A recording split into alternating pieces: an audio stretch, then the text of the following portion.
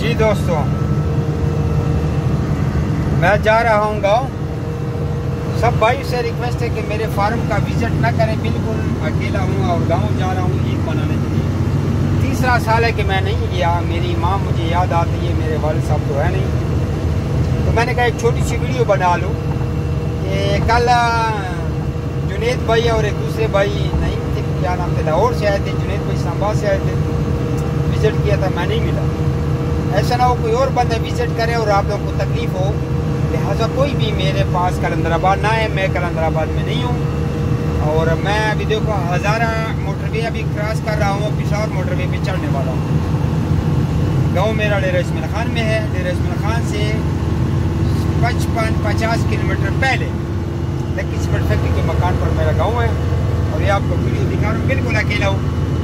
एक हाथ में ड्राइव कर रहा हूँ, एक हाथ पे मोबाइल पकड़ा हुआ है। मैंने कहा लाइव वीडियो आप लोगों के लिए बनाया जाए। और ये मोटरवे है, ठीक है जी। अस्सलाम वालेकुम, दुआ में याद रखना। अल्लाह हाफ़िज़। ईद के बाद मिलेंगे इंशाल्लाह, पता नहीं है ईद के 10वें दिन आता हूँ, ईद के 5वें दिन आता हूँ, कब आता हूँ, जब अम्मी ने छोड़ा आऊँगा।